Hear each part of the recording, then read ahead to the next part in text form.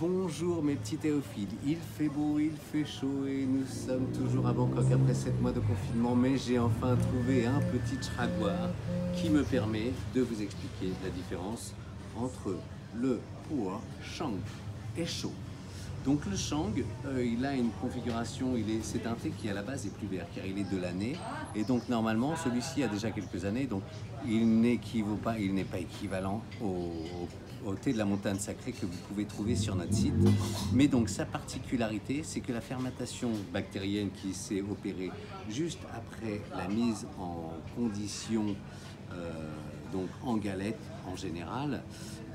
en galette ou en vrac, les feuilles vertes au début ont commencé un processus de vieillissement qui sera travaillé à la longue par des micro-organismes qui induira un changement de couleur, comme vous pouvez le voir, de saveur, d'arôme du thé, qui sera toujours de plus en plus brune foncé. C'est le résultat d'une oxydation spécifique à la bonification. Voilà, donc ça c'est une galette très traditionnelle qui est très bonne, et donc ces thés-là, ils vieillissent très très bien, mais l'intérêt en fait c'est peut-être parce que certaines personnes préfèrent ces galettes-là, donc qui est le pu'er chaud, qui est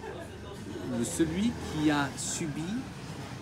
qu'on l'appelle mature, il est post-fermenté avec une méthode de fabrication aux origines plus récentes, plus industrielle si je puis dire, ça dépend de la provenance du thé. Mais donc il y a une inoculation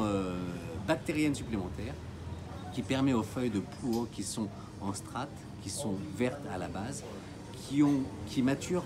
plus rapidement. Donc il y a des personnes qui l'achètent parce que le goût est plus, on dirait, plus robuste, mais aussi il a un goût de vieillissement plus rapide. Donc ces shang ont travaillé, ces chauds pardon, ont travaillé ils ont une maturation plus rapide et c'est le résultat d'un thé aux feuilles foncées, parfois presque noir, hein. Et donc pour résumer, que ce soit l'un ou l'autre type de pu'er, ils offrent une caractéristique gustative similaire mais différente, car donc ce shang qui est plus ou moins vert, il aura évidemment une astringence s'il est de l'année, car on le trouve l'été de l'année dès qu'ils sont conditionnés. Donc il est plus vert, il est plus herbacé, fruité, amer,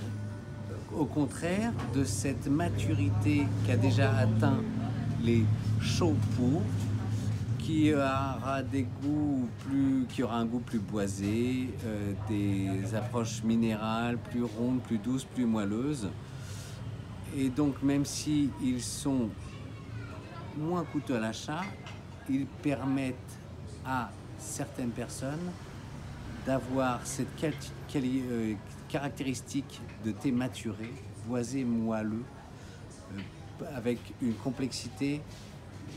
plus abordable, si je puis dire, qu'un shang. Cependant, vous pouvez vous procurer des chauds qui vous permettent de laisser les shang maturer dans votre cave à thé que vous pouvez retrouver dans le meilleur thé de Chine.